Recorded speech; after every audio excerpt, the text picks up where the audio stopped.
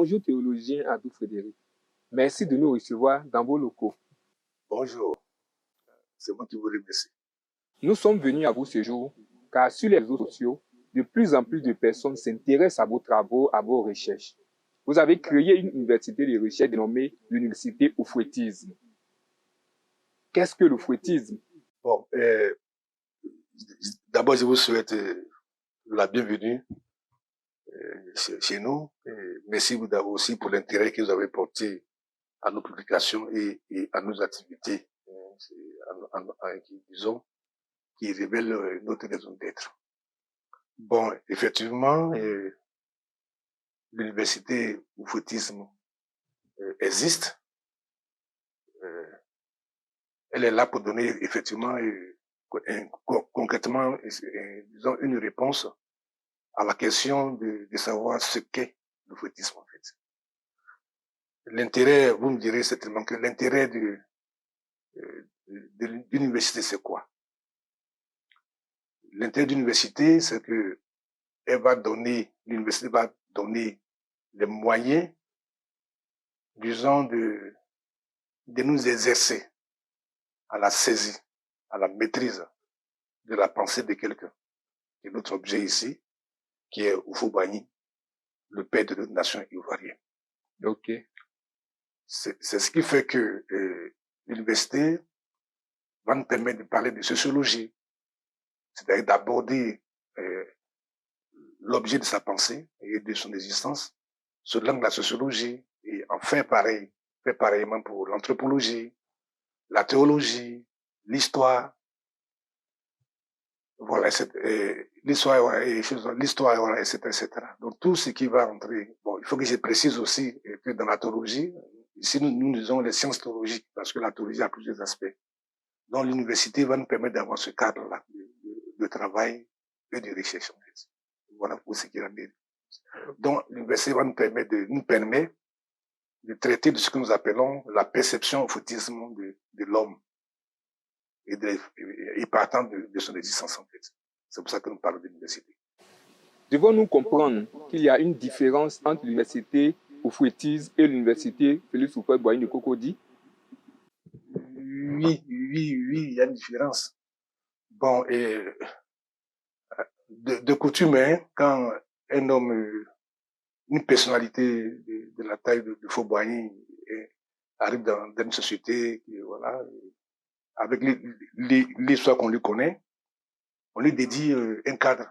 Par exemple, c'est le cas de l'université Houphouët-Boigny à Abidjan, pour que sa mémoire soit conservée, pour témoigner un peu de la reconnaissance que nous avons de son action sociale et dans la vie des hommes.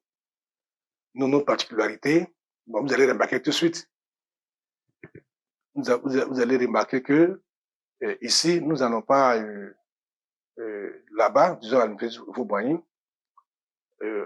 on va s'occuper des sciences ordinaires, officielles de l'enseignement. C'est-à-dire sur l'histoire, tout ce qui est propre au cycle académique normal. Hein. Je veux dire ça comme ça. Mais ici, je veux dire que là-bas, on ne traitera pas de la perception au foutisme de l'homme. Or, c'est ce qui est notre domaine d'activité ici à l'université Oufouettisme en fait. Ici, nous avons le temps et les moyens de traiter de la perception au foutisme de l'homme. Et c'est pour ça que c'est d'ici que nous allons apporter une contribution nous souhaitons assez significative à la compréhension du concept même de l'oufouettisme. C'est un peu ça la différence. Quelles sont les différentes filières qui sont enseignées à l'université Oufouettisme? D'accord, je vous remercie. Et c'est une question très intéressante parce qu'elle va nous permettre de faire la différence entre université et puis université. Il y a l'université classique qui est dans votre entendement. Je sais que ça vous fait allusion. Mais il y a aussi ce qu'on appelle une université de recherche. Nous voulons une université de recherche. C'est-à-dire la différence des deux. On fait de la recherche dans une université classique. Mais avec l'université de recherche, on va plus loin. L'université classique a une première préoccupation, c'est de faire de la formation immédiate pour les étudiants. Donc sa priorité, c'est d'abord les étudiants. Or, avec une base de connaissances déjà acquise, et puis on fait de la recherche à côté. L'université de recherche, elle va se projeter dans le devenir. l'université de Genève va plus loin et elle va se concentrer de façon plus exclusive dans la chose de la recherche. Ce qui fait que les étudiants ne sont pas forcément la priorité. C'est-à-dire, on ne cherche pas un grand nombre pour dire qu'il faut former des gens. Non, c'est pas ça. On fait plutôt, on remplace les étudiants par la matière de la recherche elle-même. Donc, on va se spécialiser dans la recherche. Et puis, ce qui est intéressant, on est plus tourné vers le devenir. Et ça, c'est ce qui nous permet de résoudre la question de la pérennisation de la mémoire du Fauboyant. Il faut pouvoir penser. C'est-à-dire qu'avec la recherche, nous pouvons remonter dans le passé, jusqu'à reculer, aller jusqu'à rechercher les origines les plus lointaines possibles de cette pensée et pouvoir les projeter dans un devenir les plus lointains de cette même pensée.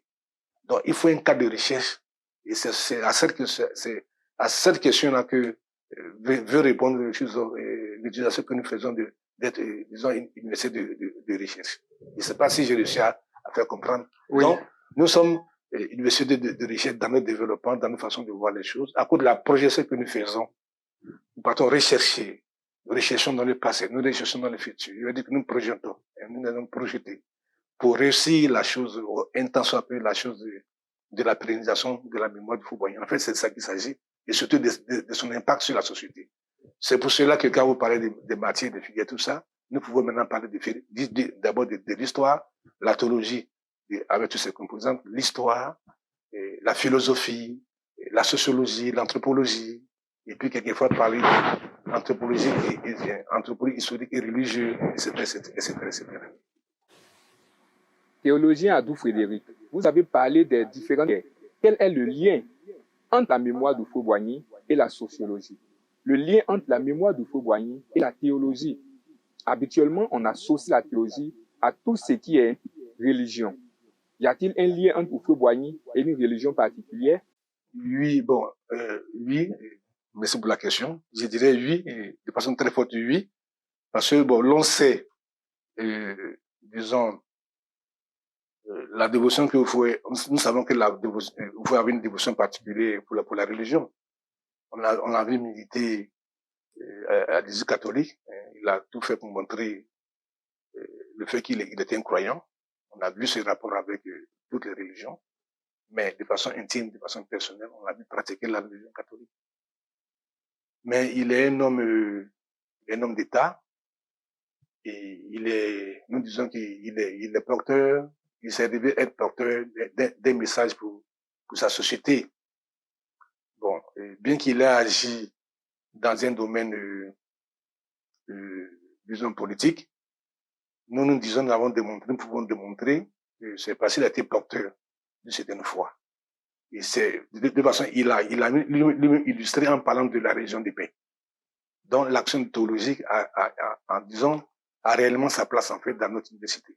Parce que dès que vous dites Dieu, dès que vous dites religion, il faut nécessairement la théologie il faut que la théologie apporte son concours pour que la chose de sa pensée soit saisie. Alors, ce que nous faisons pour la théologie se retrouve aussi dans l'aspect sociologique. Je viens de le dire, il a été un homme d'État, son action était sociale, parce qu'il s'agit de prendre en main la destinée de tout un peuple. Donc, vous ne pouvez pas en parler sans soulever des questions sociologiques. Vous ne pouvez pas. Donc, cette même pensée, elle sera analysée. On va chercher, fouiller, trouver des données sociologiques de cette pensée et l'exprimer. On va faire pareil pour l'anthropologie, on va faire pareil pour l'histoire. Et avant d'aller loin, l'histoire, nous savons que l'histoire est le lieu où l'homme va souvent creuser pour trouver des réponses aux questions identitaires et aux questions de la vie de l'homme. L'homme n'entreprend rien sans introduire son histoire. Donc, on ne peut pas parler de Fauboyant. De façon, quand on sait que Fauboyant l'a vécu de temps en temps, qu'il a été présent de temps en temps, forcément, nécessairement, la chose de l'histoire va intervenir. Donc, on ne peut pas ne pas l'utiliser. Voilà, c'est pour ça qu'il a fallu un cadre universitaire pour qu'il y ait une convergence. Et que quand nous parlons de Foué, vraiment, nous faisons l'effort de ne pas oublier un aspect fondamental. Voilà. Et c'est ce que toutes ces sciences-là apportent, en fait, à la chose. Et ça me permet en même temps de poursuivre dans cette lancée, je peux dire que notre particularité ici à l'Université du Foutisme, c'est d'avoir synthétisé quelque chose que nous trouvons important. C'est-à-dire, quand nous parlons d'histoire, nous le faisons avec une certaine approche de cette histoire. J'allais en venir justement par rapport à l'histoire. Oui. Vous êtes une université de recherche. Qu'est-ce que vous avez déjà trouvé en termes de recherche concernant justement l'histoire du Fauboigny? Qu'est-ce que l'histoire du Fauboigny peut nous apporter, peut apporter à l'humanité? Bien, effectivement, c'est d'abord pour que nous puissions comprendre ce que Fauboigny a fait, il fallait un cadre historique. Nous avons pu démontrer que l'humain était un modèle d'histoire. Nous avons élaboré. Parce que pour saisir, il faut des moyens. Nous avons compris que l'histoire classique faisait ce qu'elle pouvait. Mais il y a certaines questions spécifiques qui avaient besoin de l'intervention, disons, d'une science autre, d'une approche autre de cette histoire-là. Sinon, on ne pouvait pas faire ressortir ces aspects-là à travers l'histoire classique. Donc, c'est pour ça que nous disons que Fauboigny était un modèle d'histoire, en fait. Nous avons élaboré une façon de faire qui nous permet de ressortir ces valeurs. Et ces choses-là, nous avons fait pour la sociologie. Donc, aujourd'hui, nous pouvons parler disons, d'une science oufoutisme de l'histoire. Nous pouvons parler d'une science oufoutisme de la sociologie. C'est-à-dire, regarder l'histoire, faire de l'histoire à partir des méthodes qui viennent de l'oufoutisme. Parce que l'oufoutisme, comme c'est une pensée, comme c'est une perception, elle a besoin d'avoir ses moyens d'expression. Bon, quand on s'est rendu compte que ce qu'ont fait les autres n'a pas suffi, ne nous permet pas de dire jusqu'au bout ce que nous pensions, alors il fallait élaborer une autre méthode qui ne fasse pas l'autre, mais qui nous permet au moins de faire ressortir ce que nous voulons dire, c'est la façon de faire, de façon à atteindre notre objectif, de faire ressortir le maximum de choses que renferment, disons, ces personnalités. Peut-on avoir quelques aspects de vos recherches concernant l'histoire du Fauboigny? Bon, d'abord, la compréhension de son action politique. Nous savons tous, disons, l'inamitié qui existe entre la politique et les choses, et puis la religion. Mais sur les faits, dans les faits, nous nous rendons compte que Fauboigny, en plein milieu politique, il veut parler de religion, jusqu'à même à se faire auteur d'une religion de paix, sur lesquelles nous allons certainement arriver tout à l'heure. Alors, il fallait se donner les moyens de faire sortir, disons, de démontrer que Fauboigny, bon, il n'a pas vu à la chose politique un obstacle de l'expression. Au contraire, il s'est servi de cela. Là où traditionnellement les deux sont ennemis, Fauboigny va se servir de ce cadre-là même pour exprimer sa pensée, qui au fond est une pensée religieuse, est une pensée de foi. Alors quand vous allez sur le terrain, d'habitude, vous allez aller dans n'importe quelle confusion. On dit non, ici on ne parle pas des politiques, on ne parle pas des politiques. L'histoire enregistre plein de querelles, plein de guerres. On va dire que la politique et le religieux ne faut pas un bon ménage. Donc, en général, on a tendance à séparer les deux pour éviter qu'il y ait des confrontations. Vous voyez, il a réussi à créer un cadre et à exprimer sa foi, la chose de la foi, à travers la chose de la politique. C'était indispensable. Si vous parlez de religion, que cette religion-là, elle est cette religion, sans exprimer, sans bénéficier de l'apport de la chose de la politique, avec le temps, vous vous rendrez compte que il y a des choses que vous avez bien voulu faire, que vous n'avez pas pu faire parce qu'il a manqué cet aspect-là.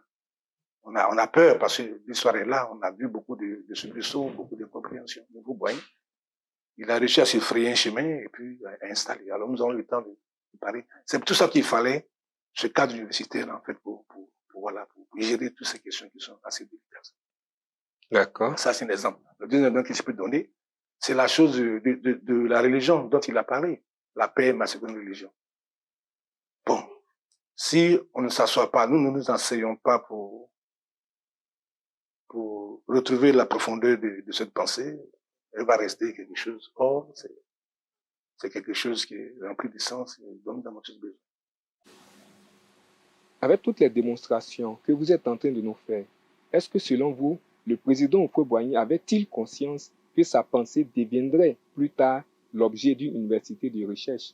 Bon, en fait, la définition même de l'oufoutisme, Houphouët-Boigny, je le disais tantôt, Houphouët-Boigny a toujours dit que lui, il n'écrit pas.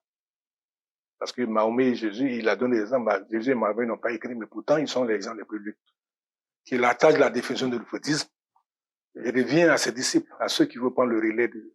Donc, on ne peut pas dire que il n'était pas conscient de ce qu'il faisait. Il savait qu'il ferait des disciples. Et à ces disciples-là, Dieu, auquel il a toujours cru, donnerait les moyens, les outils nécessaires pour perpétuer, pour réussir le travail de la pérennisation de ce qu'il a commencé.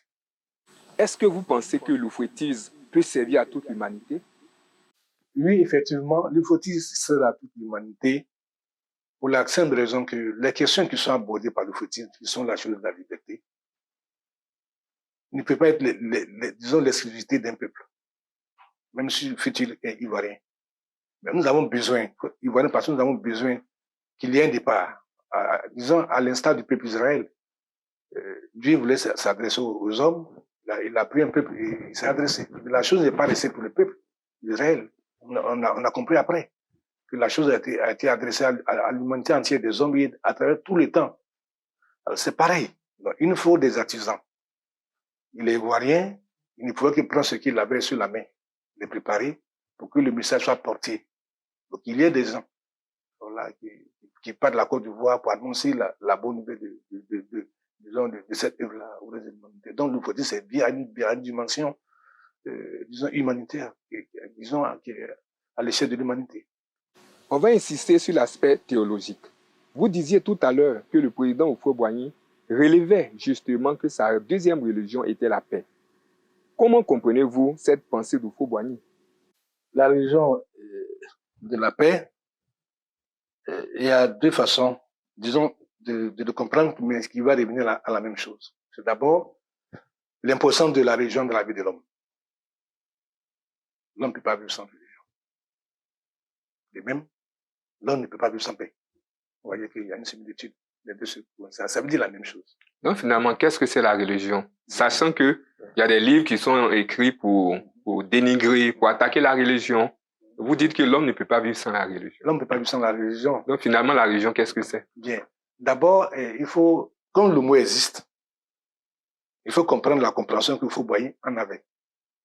Et nous allons nous servir du contexte qui a été le sien, celui des années d'esclavage, la situation de la Côte d'Ivoire qui était celui de l'esclavage et de la colonisation.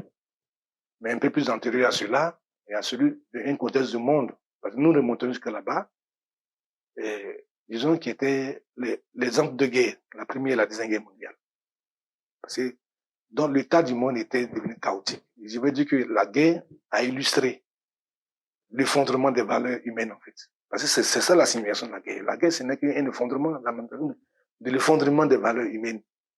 Surtout des valeurs qui ont servi à gouverner le monde, hein, à gouverner les hommes. Donc la guerre est l'illustration la plus parfaite de cet effondrement de ces valeurs. Donc, à l'échelle où on pourra constater qu'à l'échelle de toute la Terre, dans tous les pays, il a fallu avoir une certaine émergence d'hommes politiques. Donc, il fallait, puisque la guerre est venue d'abord sur la caution des actions politiques, il fallait que de ce milieu politique sortent des hommes qui viennent tenir un autre langage.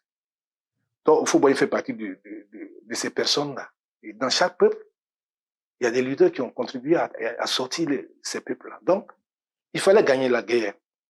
Mais aussi, pour que la guerre ne se perpétue pas, il fallait restaurer les valeurs humaines.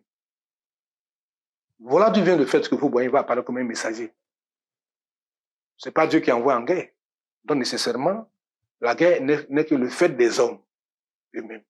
Donc, il fallait que l'homme, si nous voulons réussir la restauration de l'humanité, il fallait que des hommes politiques se chargent, ou bien soient l'expression, au fond, d'une certaine volonté de Dieu. Voilà le problème, en fait. C'est pour ça que vous voyez, il faut savoir le comprendre, en fait.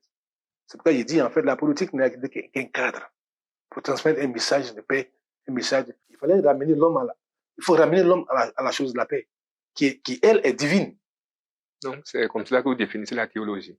Bien. Et la théologie va entrer dedans pour faire comprendre cette image de Dieu. Pour qu'à la fin, l'on comprenne que ce que Houphouët-Boigny a fait n'est qu'une image de Dieu pour un peuple qui est le nôtre. Donc, finalement, qu'est-ce que nous retenons, selon vous, la définition de la théologie? Bien. La théologie, ici, je suis théologien ici, je suis théologien même de l'oufouettisme. pour dire cette lecture de l'action de Dieu dans la démarche de Fouboyant, comme résultat de ce regard que Dieu a porté, de certains objectifs que Dieu a posés, disons, il a eu pour les peuples ivoiriens. Parce que, quoi qu'on dise de Dieu, une fois qu'il a formulé un objectif pour un peuple, il faudrait que cet objectif-là, disons, à ces objectifs-là, ne peut pas manquer la dimension politique. Sinon, parce que la politique a un caractère et permet de faire un certain nombre de choses. Il fallait, de ce milieu-là, agir, en fait, pour qu'un message comporte des éléments nécessaires pour que nous puissions réussir notre intégration dans les autres nations. C'est la source de la politique qui permet ça. Je veux dire, le Conseil des Nations. Donc, l'homme qui va venir gouverner un État, un peuple, dans ces conditions, devait quand même être rempli, devait être habité par ces valeurs. Parce que n'oubliez pas, il s'agit de restaurer des valeurs. Le monde s'effondre. J'ai dit, les deux guerres mondiales l'expriment bien. Fouboyant vient intervenir dans ce contexte-là. Donc, au fond, c'est ça. Il s'agit de restaurer la vie de l'homme. Il s'agit de restaurer l'humanité de l'homme. Alors, toutes ces valeurs, vous allez les retrouver dans la façon de voir le Fouboyant. D'où l'action théologique. Comme Dieu intervient, il faut un théologien pour l'esprit. Ok. Saisissant ce que vous êtes en train de dire, on a l'impression qu'une religion ne peut pas prospérer en dehors d'un cadre politique. Est-ce que nous avons bien compris? Bien. Maintenant, pour améliorer votre compréhension et puis pour l'achever, je vais dire, il faut comprendre ce que c'est que la foi. Un des caractères de la foi, disons, est le suivant. Du moment où la foi appelle à un vécu communautaire, à un vécu d'ensemble, la foi elle-même là, elle va être l'expression d'une politique. Et c'est ça la politique, la gestion de la communauté, de la culture des hommes et tout ce qui va avec. La politique ne crée pas, la politique gère ce qu'elle trouve. Donc, le cadre est déjà créé, les hommes sont déjà là, c'est pas la politique qui crée les hommes.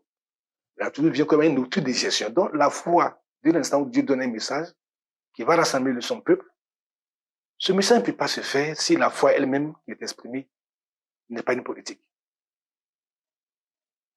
Voyez. Donc, la foi est une politique. Maintenant, vous voyez que quand le mot politique sort, alors on ne peut que s'intéresser à celui qui la pratique et à sa compréhension de la politique.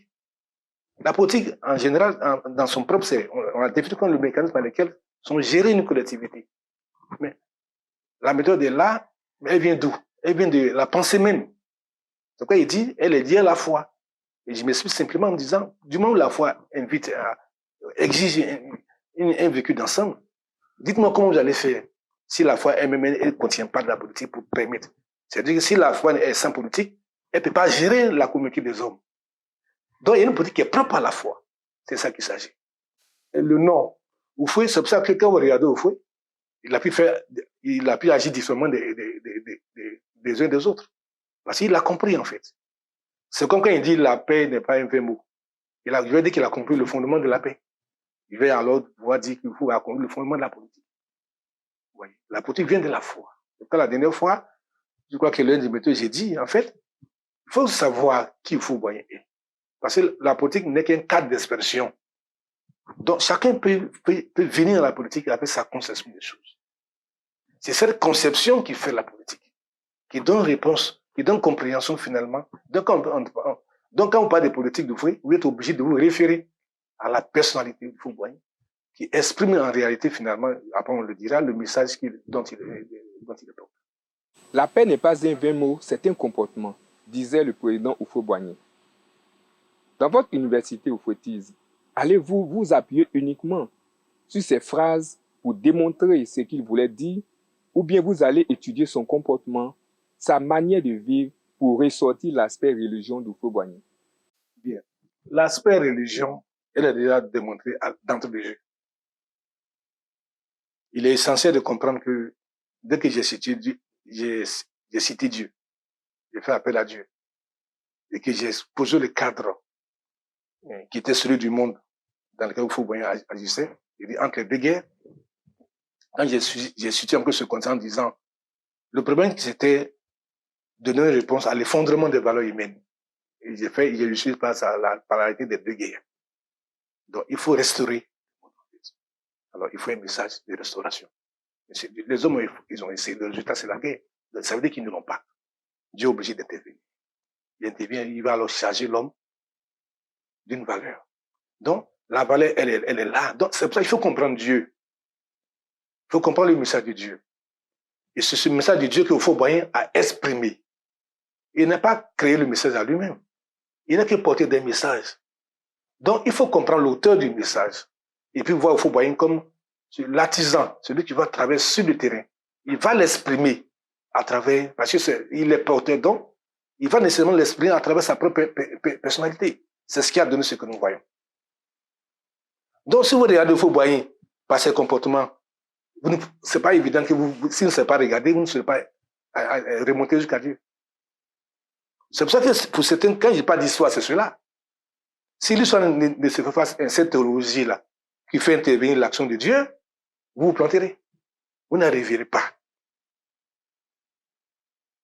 C'est pour ça que j'ai dit qu'il faut alors des moyens pour faire sortir certains détails, certains points qui nous apparaissent comme, disons, comme fondamentaux. Sinon, on s'écarte. C'est tout ça, en fait. Vous allez comprendre, c'est tout ça. En fait. Donc, effectivement, donc, même parlant de religion, quand on comprend la religion comme un cas général, on parle de religion, mais vous allez voir que, regardez le mouvement panafricain qui est né. Ce mouvement est né dans ce même contexte de Houphouët-Boigny. Et souvent, quand vous écoutez les panafricanistes, ça me permet de leur faire un petit bonjour quand même, mais Houphouët-Boigny s'est retrouvé, l'histoire dit que Houphouët-Boigny s'est retrouvé opposé à Kwame Nkrumah. Donc, aujourd'hui, on pense que, on se trompe de penser que Houphouët n'a pas une vision panafricaine. C'est faux. Un message, et quand je dis Houphouët est ingénieux, vous ne comprenez pas, tout le monde le dit, mais je vous en fais une petite démonstration. Quand dans un contexte de colonisation et d'esclavage, vous lancez un mouvement panafricain, le mot panafricain va venir s'opposer à la notion de l'Européen, à la notion du colonisateur. Il ne peut que s'en suivre une guerre. Et cette guerre, nous la connaissons jusqu'aujourd'hui. Parce que la région a été indexée. Donc, les Africains, quand vous prenez les panafricains, les Africains se sont repliés. Et ils se sont dit que c'est seulement à l'intérieur du monde africain qu'ils peuvent retrouver l'identité. Donc, ça crée une opposition avec, comment on appelle ça, les colonisateurs, et puis les victimes que nous sommes en tant qu'Africains. Mais dites-moi, en quoi la question de la guerre était résolue? Parce que la guerre elle est venue de quoi? La colonisation elle est venue de quoi? Elle est venue de la mauvaise perception de l'homme. Le colonisateur ne pouvait pas avoir, il n'a pas eu cette perception de l'homme, de l'Afrique que nous sommes. Il a dit et dit de l'homme, compris de l'homme, ce que lui voulait en tant que colonisateur, c'est tout. C'est en réponse de ça qu'il va naître un mouvement de revendication identitaire. Mais si vous ne faites pas attention, vous n'entrez dans une guerre qui n'a pas de fin. Regardez aujourd'hui jusqu'aujourd'hui. C'est-à-dire que les questions ont été déplacées. Alors, voilà pourquoi on va dire que Houphouët-Boigny, certains panafricains qui n'ont pas compris la chose, vont penser que Houphouët-Boigny était contre les intérêts, n'a pas travaillé pour l'intérêt des choses. Mais c'est pour ça que Houphouët-Boigny, il a compris la nécessité de travailler pour l'humanité entière. Comme ça, il peut s'adresser aux colonisateurs et aussi à leurs victimes. Sinon, à force de défendre la victime et ne vouloir que défendre la victime, demain on fera de ceux qui nous colonisent les victimes de nos propres actions de revendication. Et ceux qui vont se mettre à revendiquer, on va redevenir encore victime des réponses que nous avons données. Nous l'avons donné. Ouais, on va s'insérer dans un cycle. Et à travers le temps, l'histoire va dire, effectivement, X a fait ça, donc Y a raison de réagir. 50 ans après, on va dire Y a raison, donc X a raison, parce qu'en passant, oui, c'est ça le caractère pernicieux de l'histoire. Si on ne la réécrit pas, si on ne la traite pas, on va tout trouver des motifs de revendication qui vont tout justifier les guerres. Voilà une raison principale, une raison que Houphouët-Boigny. Il n'a pas, mais de toute façon, l'Africain, il fait partie d'une humanité. Je vous dis qu'il s'agit de restaurer l'humanité de l'homme. Celui qui vient avec la colonisation, ses valeurs se sont effondrées. Bon, il faut le traiter aussi. Il faut l'aider. Donc, il faut trouver un message qui s'adresse à l'homme dans son intégralité. Et l'homme pas selon la couleur de sa peau. Voilà le défi, en fait. Donc, Et le conflit avec que les panafricanistes entretiennent, bon, ce n'est que, bon, écoutez, ils expriment une douleur, mais la vérité est encore loin de là. Théologien Adou Frédéric, vous venez de parler du panafricanisme. Plusieurs personnes ont eu l'impression que le président Houphouët-Boigny était contre le panafricanisme. Mais tel que vous faites la démonstration, devons-nous comprendre que les méthodologies des panafricanistes, malgré les bonnes volontés, ne sont pas les bonnes, car ces méthodes feront des anciens colonisateurs les nouvelles victimes du panafricanisme. Bon, disons que la réponse crée problème. Parce que ce dont il s'agit, c'est quoi? Je le dis, c'est de restaurer l'homme. Et celui qu'aujourd'hui est coupable, et en même temps celui qui est victime. Mais il ne faut pas permettre, disons, une réalisation de ce même crime-là. Parce que les victimes d'aujourd'hui deviendront coupables demain. Parce que quand vous fondez une religion sur la couleur, parce que les panafricanistes ont commencé à dire, bon, ils n'avaient pas le choix que de le dire en fait. Parce que le blanc, comme on le dit souvent, vient avec une religion et qu'elle veut, que le blanc veut universel, mais puis on se rend compte que c'est l'expression de la couleur de sa peau. On n'a pas d'autre moyen que de réagir de façon immédiate, donner une réponse aux ceux qui tiennent compte de la couleur de sa peau. Alors, si nous passons le temps à nourrir, à tout stigmatiser autour de la couleur de la peau, on ne s'en sort plus. Ça serait une guerre comme blanc et noir, jaune contre rouge. On s'en sort plus. Et c'est ce qui est à la source de toutes les difficultés aujourd'hui, en fait. Donc, Houphouët-Boigny, il va montrer qu'il est différent pour rechercher un message à l'échelle de l'humanité. Ce sont les hommes ensemble qu'il faut réunir. Il va démontrer par là que la vérité n'est pas une question de couleur de peau. La religion ne peut pas être une question de... Dieu n'est pas... Lequel des peuples dit que Dieu est la couleur de ma peau? Dans quelle religion on peut dire que Dieu il est noir et Dieu il est blanc? C'est impossible à dire. Dieu même quand on Israël, bon, moi je ne sais pas si Israël peut dire que Dieu est israélien, en tant que lui il s'affirme comme peuple, comme Israël, est-ce qu'on peut dire que Dieu est israélien? On dit de Dieu qu'il a choisi un peuple. Mais ça ne veut pas dire que, même Jésus qui vient dans l'histoire de la religion juive et chrétienne, même Jésus qui vient, il dit je viens de chez mon père, bien qu'il soit né dans un peuple, il dit je viens de chez mon père. Ça veut dire que Jésus il n'est pas juif. Mais oui, ça veut dire. Il s'exprime dans un peuple. Mais il dit il vient de chez mon père. Et son père. Donc c'est clair que, c'est pourquoi il dit qu'on vient de me démontrer comment Dieu, s'il est baoulé, s'il est chinois, qu'on vient de me démontrer. C'est pas possible. Donc, vous voyez que nous nous trompons. Donc, c'est ce qu'il faut moyen compris pour rechercher, pour être le porteur d'un message qui dessine à toute l'humanité sans différence de peau et de couleur. Sans différence de couleur de peau. C'est pour ça que son message, il va au-delà des cultures des hommes. C'est cette compréhension-là qui va l'opposer. C'est pour ça qu'il a refusé de dire non, ne faites pas ça. Il ne s'est pas inscrit dedans. Mais son mouvement qu'il a créé, mais ça s'adresse à l'homme tout court. Je lui ai dit, si vous ne pouvez pas parler de liberté en y associant la couleur de votre peau. Si vous faites ça, vous tuez vous-même vos propres libertés et vous ne devenez plus libre vous-même. Et c'est parce que vous n'êtes pas libre, le blanc n'est pas libre qu'il peut assujettir son semblable, qui est le noir qui l'a vu. Donc, le blanc qui a soumis l'autre, son prochain, son semblable, à l'esclavage, il n'est pas plus libre. Il est plus esclave. Et c'est parce qu'il est esclave que, ne connaissant que cet état d'esclave, en fait, peut alors imposer à l'autre de l'être comme lui, en réalité. Ça, c'est la vérité. Ça, c'est la vérité. Ok. Donc, comment vous définissez finalement la liberté, puisque vous dites que le colonisateur lui-même n'est pas libre? Il n'est pas libre. Donc, qu'est-ce que la liberté finalement pour vous? Justement. C'est pourquoi j'ai dit que la liberté, c'est pour ça que, vous voyez, quand on parle des hommes, on ne trouve pas la liberté. Il a fallu que la liberté ait il faut que la liberté ait une source, une origine. Et le fait que l'homme soit créé, le fait que l'homme ne soit pas lui-même auto-créé, le mot qu'il utilise là ne peut pas venir de lui. Il ne peut pas détenir de façon ultime le sens du mot qu'il utilise.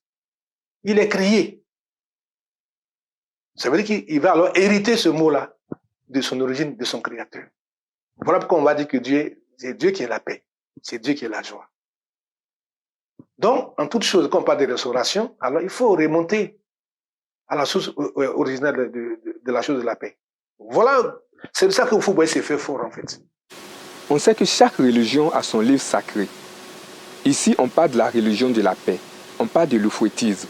Alors, est-ce que vos recherches vont-elles aboutir tôt ou tard à un livre sacré au même titre que la Bible, le Coran ou la Torah? Bien. Alors, si nous y sommes, je vais dire que la chose, elle est déjà présentée. Si vous savez ce que c'est que la Bible, regardez sa composition.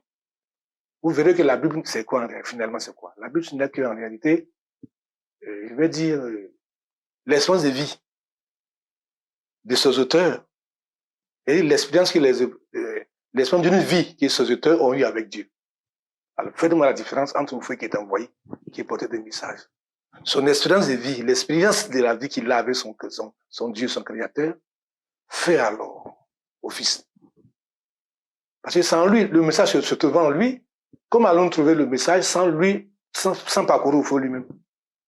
Un message se trouve dans votre intérieur. Comment on va y arriver si on ne vous parcourt pas? Il faut traverser d'ici jusqu'à l'intérieur pour retrouver le message. Donc, cela va vous imposer de connaître la personne même. Voilà l'attitude que nous avons. Parce que c'est pour ça que Dieu fait habiter le message dans l'homme. C'est pareil pour Jésus-Christ.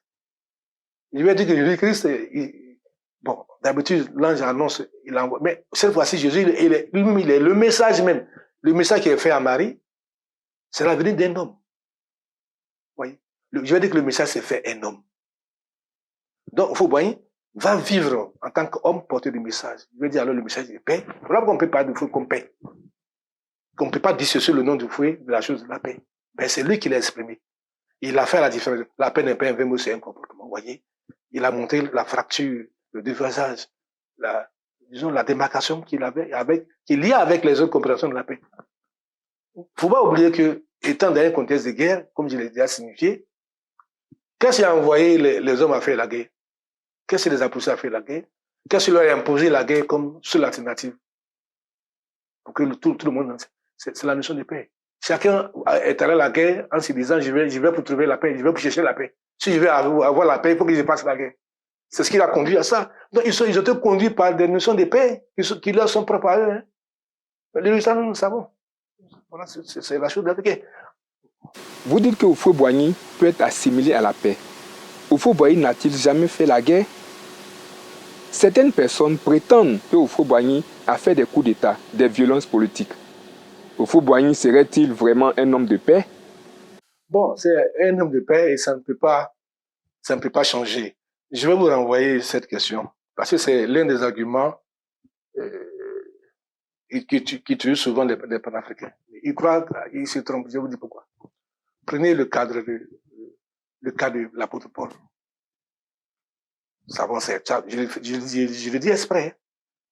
Paul, nous avons connu, nous savons, par le biais des Écritures, ce qu'est sa vie. Un moment pour la tuer. Dans même, ce qui est intéressant, dans le service de Dieu, hein, dans le service de Dieu, il croyait servir Dieu. Il l'a eu à tuer. Il a poursuivi des gens. À cause du nom de Dieu, il a poursuivi des gens. Mais quand sa conversion est venue, il va alors dire, en fait, depuis toujours, il a été choisi par Dieu. Il avait été déjà choisi par Dieu depuis toujours. Mais c'est une leçon qu'il donne à la vie chrétienne. On a pensé que, on continue de penser qu'il faut arrêter de pécher. Oh, comme si la vocation de l'homme vient après son péché. Mais on est choisi. Mais la maturation de la pensée vocationnelle, elle se fait dans une certaine dynamique en fait. L'obstacle premier de cette pensée est la culture dans laquelle nous vivons. Et cette culture, par le biais de cette culture, il ne pouvait que faire ce qu'il a fait en pensant à Dieu, en pensant à résoudre le problème de Dieu. Il a fallu alors à Dieu lui-même de venir de lui faire comprendre. Mais ce qui est intéressant, il a toujours été appelé. Il a toujours été appelé. Donc, je vais dire que la vocation ne vient pas après qu'on ait fini de pécher. C'est pas vrai. Elle existe. Et quand même qu'elle existe, nous posons des actes parce que nous n'avons pas encore compris notre vocation. Et c'est pas de nos fautes. En ce sens, on n'agit pas. Vous savez, écoutez, quand vous parlez de gourou, que le gourou dit que, comment on appelle ça, Dieu il est jaune. Vous qui naissez gourou, comment pouvez-vous apprendre Dieu autrement que le fait qu'il soit jaune? Donc même si vous insultez Dieu parce que vous êtes gourou, la culture gourou, comme c'est pas vous qui l'avez créé, vous trouvez là une raison pour laquelle Dieu vous pardonne. Parce que si vous le dites, ça ne vient pas de vous. Ça vient de ce que vous avez pris comme vérité. Comme c'est pas vous qui l'avez créé, il faut s'attaquer à l'auteur de la vérité. La justice de Dieu, c'est cela. Oui, vous ne comprenez pas. C'est pour ça qu'on ne peut pas en tenir rigueur. Paul, bien qu'il ait été choisi, il a été d'une culture dans laquelle il est né. Il a été pharisien. Mais Jésus a démontré après que celui qui était assis à la tête de la religion juive, c'était des envoyés du diable, des fils du diable. Alors, Paul qui reçoit l'enseignement, vous voulez qu'on lui tienne rigueur pour laisser. Donc dès qu'on dénonce celui qui est à la tête de la religion, on sauve tous ceux qui l'ont formé. Donc, une fois que les thèmes de la religion ont été dénoncés, on le fait pour sauver tous ceux qui ont embobiné. C'était le cas de Paul. Donc, quoi qu'il ait fait, il va recevoir quand la justice veut qu'il ne soit pas responsable de ce qui s'est passé. Parce qu'il a été induit en erreur. C'est comme, écoutez, un enfant qu'on envoie aller faire la guerre. L'enfant va aller faire la guerre, mais est-ce qu'il a la maturité pour faire la différence? À l'époque, qu'est-ce qu'on faisait? On prenait des enfants à 8 ans, 10 ans pour faire des armées. Est-ce que les enfants ont fini d'entamer? Est-ce qu'ils ont l'âge disons, de la liberté d'esprit nécessaire pour dire non? Ou bien, quand tu nais d'un père et d'une mère, que ton père croit qu'il faut faire la guerre, tu as 5 ans. Ne pensez-vous pas qu'il va vous communiquer immédiatement? Vous avez quelle réaction? Pour dire non. Vous n'avez pas le moyen de dire non. C'est pourquoi j'ai dit qu'il faut qu'intervienne certaines lectures de l'histoire. Parce que l'histoire telle qu'il s'est fait, vous me comprenez maintenant, ça ne fait pas de certains détails. Parce que c'était mal conçu, et cette histoire n'a pas les moyens de la saisie de ces points qui sont importants. Du coup, si on veut s'en sortir, il faut élaborer un autre modèle d'histoire. D'accord. Il faut élaborer un autre modèle d'histoire. Oui. Est-ce que vous faites la promotion de cette nouvelle histoire? Bon, c'est pour ça que le cadre, nous sommes en train de le faire. Donc, nous avons produit une production des œuvres. Et c'est pour ça que quand on pose le cadre de l'université de recherche de l'euphotisme, vous voyez que son intérêt apparaît. On n'a pas le choix que de réussir à le faire, en fait. Donc, parce qu'avec le cadre universitaire, on se donne les moyens de pouvoir réaliser ces prouesses-là. Nous sommes à l'œuvre. Nous avons déjà produit des œuvres dans ce sens. Chez l'anthropologie, ça sera que c'est l'anthropologie, parce que même si vous voulez comprendre l'histoire, comment vous le faites sans donner anthropologie? Parce que celui qui est auteur de l'histoire, lui qui est celui dont l'acte a été, pour lequel l'acte a été enregistré comme étant un acte historique, il a vécu des milieux, mais sans donner anthropologie, comment tu fais pour le saisir? Si tu laisses l'anthropologie à côté, que tu dis non, tu fais seulement l'histoire sans anthropologie, tu te mets le doigt dans ton parce que ça va apparaître après. On a besoin de comprendre l'homme tel qu'il a vécu. Il faut une donnée anthropologique, il faut une donnée sociologique. Sinon, l'histoire perd de son intérêt, parce que ces deux éléments manquent. Nous, on va dire, bon, nous avons fait des travaux, mais il y en a qu'on a fait, on va dire anthropologie historique et religieuse, en combinant les trois. Et je peux me permettre de dire que quand vous prenez l'histoire elle-même, vous prenez l'anthropologie, vous prenez la religion, vous allez rendre compte que ces trois domaines-là, ils ont un point commun, celui du comportement de l'homme. Que se veut une religion? C'est d'influencer le comportement de l'homme, jusqu'à définir ce comportement. Que dit l'histoire? Que dit l'anthropologie? C'est la saisie du comportement de l'homme. Donc, je vais dire que religion, c'est pourquoi je parle d'anthropologie historique et religieuse, en fait. Et dans ce document, qui contient le foutisme, vous voyez, comme lui, il a partir de réunir ces trois aspects, il les faut donc, dans des travaux, nous avons fait, ils ont ce caractère d'être anthropologie historique et religieuse.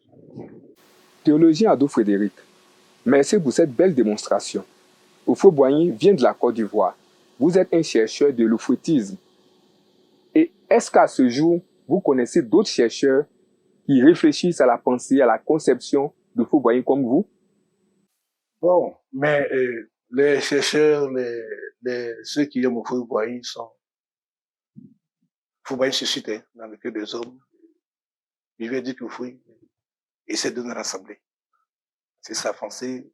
Il y en a qui ont manifesté. Je peux citer par exemple le Frédéric Gramel, que tout le monde connaît bien, qui ont consacré pratiquement les clés de leur vie à la chose de Houphouët-Boigny.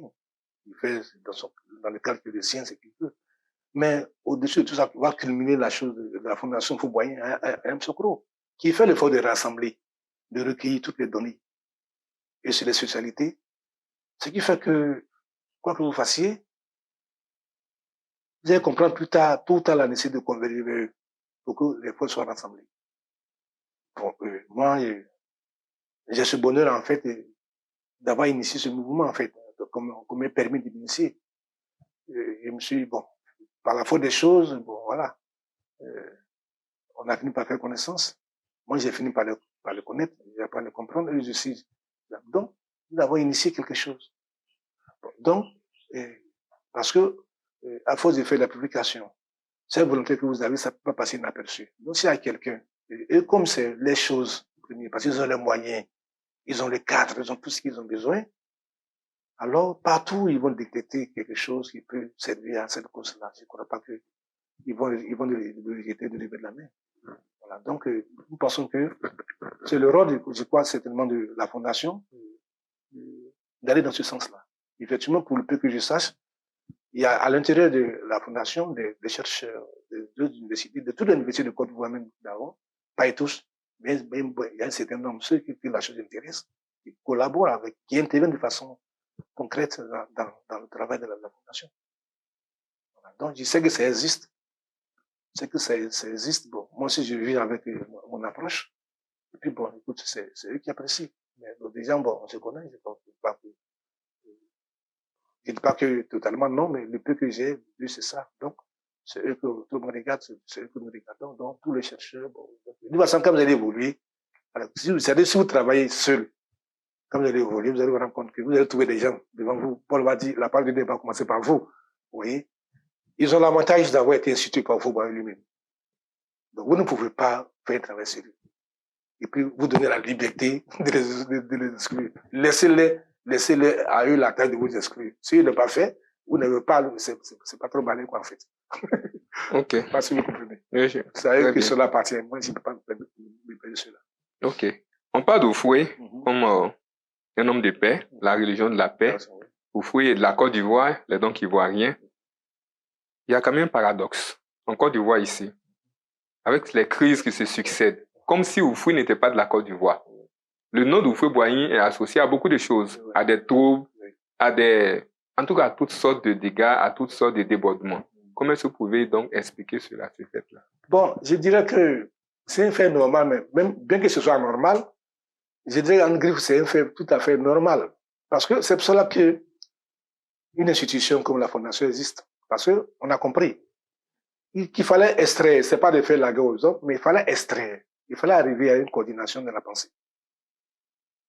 Il fallait, je vois un peu que c'est le même phénomène qu'a connu le christianisme, hein, quand on parle du concile qu'a présidé l'empereur Constantin. Parce que de la chose du Christ est sorti de vécus différents, des compréhensions qui ont entraîné des vécus différents. Mais il a fallu qu'on le veuille ou non, ça soit un moment pour dire non. Ça, c'est moins acceptable. Ça ne l'est pas du tout. Parce que ça paraît là. Ce qui est faux, on peut comprendre, même avec un peu de retard, que c'est pas bon. Mais déjà, on voit ce que ça peut devenir demain. Donc, on peut dire non, ça va lever. Ce qui s'est passé, je crois que c'est à peu près la même chose que nous vivons. Houphouët-Boigny est né, il a vécu, il est parti. Mais il faut rassembler tout ça. Il faut faire ce sort de concile qui a eu lieu pour que les pensées soient harmonisées. Pas de chercher cette uniformité, c'est pas ça. Dans la diversité. Rechercher ce que ces pensées a d'intrinsèque. C'est à cela que se pose la notion de la vérité. Comme ça, on peut s'exprimer de façon plurielle, mais garder pour concrétiser la chose de la vérité. Et ça, c'est-à-dire qu'on ne peut fonctionner que voilà. Donc, il faut y arriver. C'est pour ça que je me l'ai dit, à côté de la chose de la Fondation et l'Institut. Pour ce cadre, nous venons comme contribution apporter la notion d'université. Et encore plus grave, la notion d'université de recherche.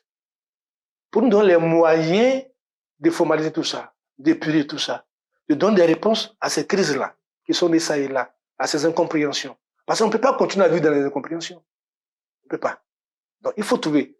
C'est pas à eux qui le font, qui font ces crises-là, qu'il faut demander des réponses. Il faut les aider. Il faut que nous nous aidons nous-mêmes en les aidant, en fait. Donc, c'est un peu ça. Donc, c'est pour ça que nous travaillons. Parce que si aujourd'hui vous apprenez qu'il existe une sociologie sur le football, sur la pensée, une étude sociologique. Si vous voulez penser sérieux, vous allez la rechercher. Si vous savez qu'il y a une fondation de recherche de la paix, si vous voulez sérieux dans votre tête, vous allez chercher le chemin. Parce qu'ils sont là pour ça. C'est le travail, il y a tout là-bas. Donc, si vous voulez être sérieux dans votre tête, vous allez chercher. Si vous voulez du sérieux, vous irez vers l'homme qui est sérieux. Ils sont sérieux dans leur travail, vous allez vers eux. Avec la pensée de l'université qui est là, un cas de données. Il est possible aujourd'hui de rechercher une étude sociologique, philosophique, anthropologique, théologique, tout ça, dans un cadre d'université. C'est merveilleux.